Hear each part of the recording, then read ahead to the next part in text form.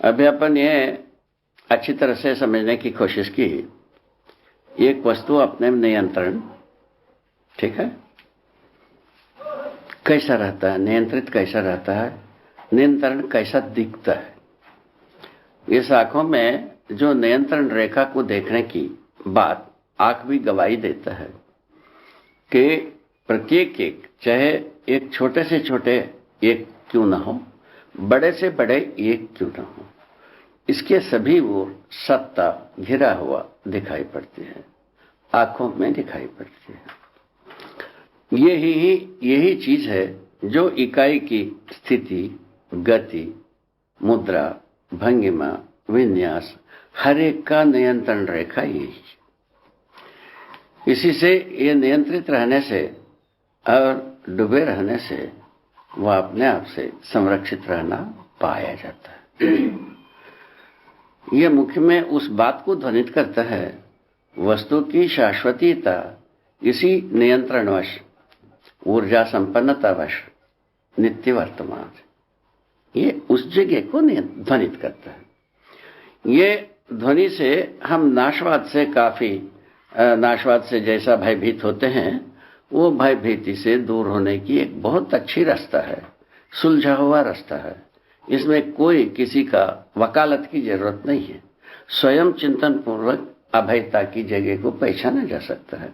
उसके लिए ये नियंत्रण संरक्षण की एक झांकी सदा सदा प्रत्येक एक के साथ सजा ही रहती है। एक बात आपको समझ में आता है?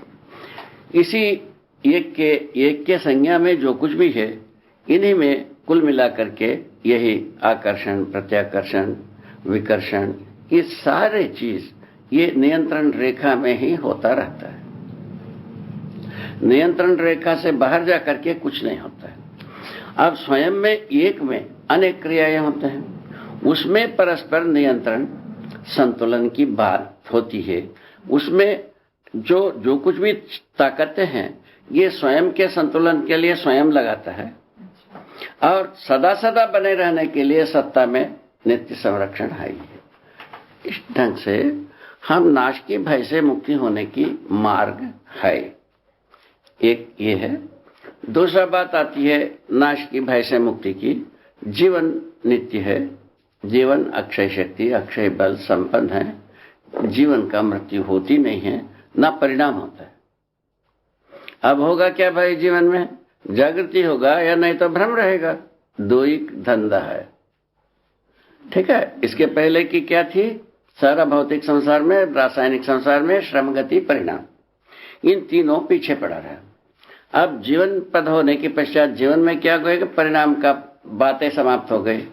परिणाम का बात समाप्त हो गया तो श्रम का निरंतरता हो गई, गति की निरंतरता हो गई। ऐसे तो गति का निरंतरता पहले भी था, इसका परिणाम के साथ रहा गति का निरंतरता। अभी परिणाम विहीन ये गति की निरंतरता हो गई। इसी को हम कहते हैं अक्षय शक्ति, अक्षय बल। इन अक्षय शक्ति, अक्षय बल के साथ जीवन का जो वैभव है, अमरत्व के साथ पहचानने की आवश्यकता।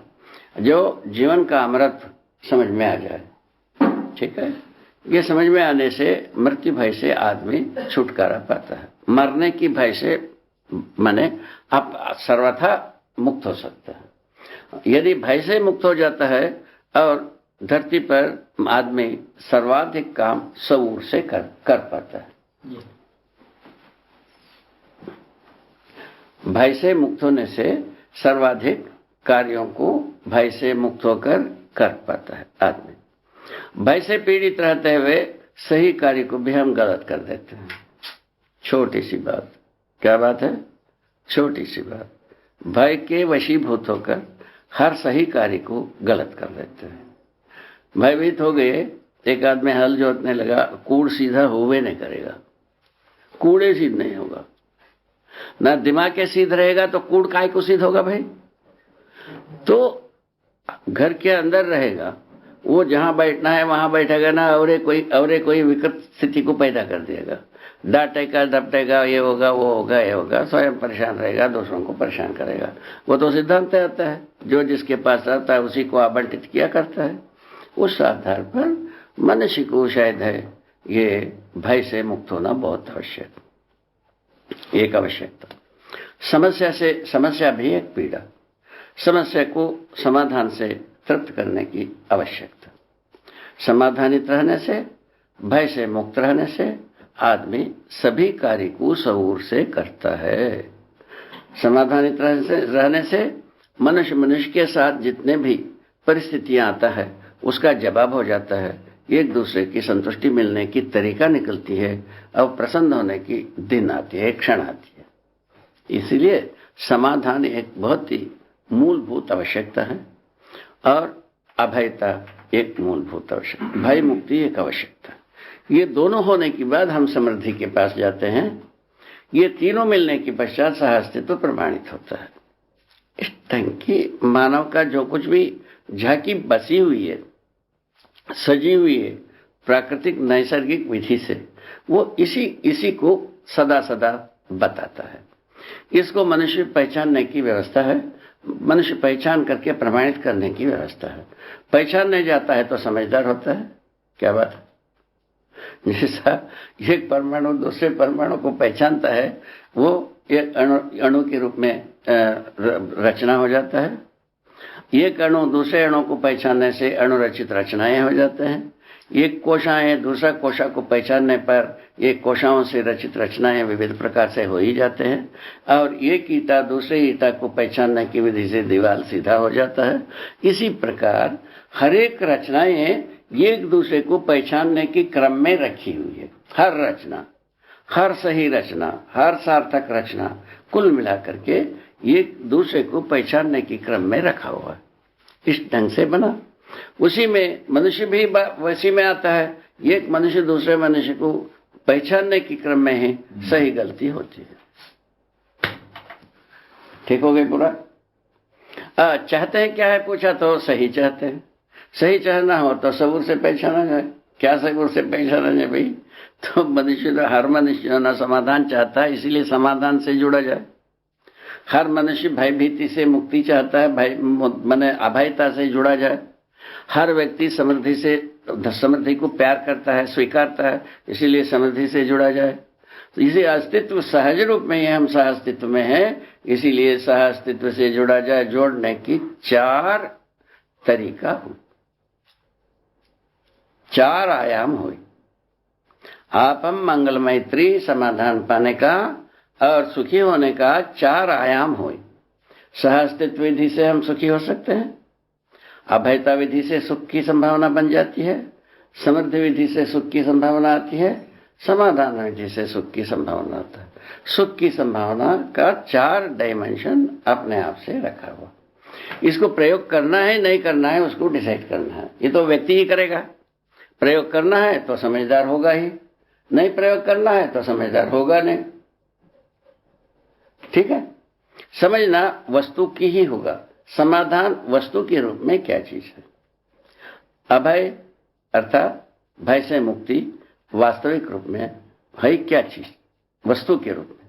वस्तु के रूप में जाते हो तो विश्वास, विश्वास का धारक वाहक आदमी। बोलो महाराज, वस्तु के रूप में, गति के रूप में विश्वास है। अभयता का जो सकारात्मक भाषा है वो विश्वास है। सदा सदा वर्तमान में विश्वास रखना ही मनुष्य का भय से मुक्ति का प्रमाण है। और मनुष्य से भयभीत होकर के मिलने की जगह में विश्वास पूर्वक मिलता है। सुख की संभावना, समाधान की संभावना बनता है कि नहीं बनता है? तो भयभीत होकर के एक दूसरे से मिलने से कहाँ संभावना बनता है? सुख की संभावना तो करोड़ों दूर मैल दूर भागता है। ठीक है? तो मनुष्य को परस्पर मिलने के लिए विश्वास चाहिए, परस्पर मिलने के लिए साथ साथ होने का अरमान चाहिए, सहअस्तित्व चाहिए। मनुष्य से मनुष्य मिलकर जीने के लिए समृद्धि चाहिए, तो और समाधान माने निरंतर चाहिए। ये 4 चीज को मैंने अपने में सजो के रखने के लिए मूल मंत्र है समझदारी। समझदारी आने के बाद जो ईमानदारी, समझदारी के साथ ईमानदारी वर्तता है, ये चीजें आने लगते हैं। उसके साथ जिम्मेवारी होने से और प्रमाणित होने के पास में होते हैं। भागीदारी कर देने पर प्रमाणित हो ही जाते हैं। इस विधि से हम अपने को अपना पहचान समाधान, समृद्धि, अभय, सहअस्तित्व पूर्वक अस्तित्व में प्रस्तुत करना सफल हो जाता है।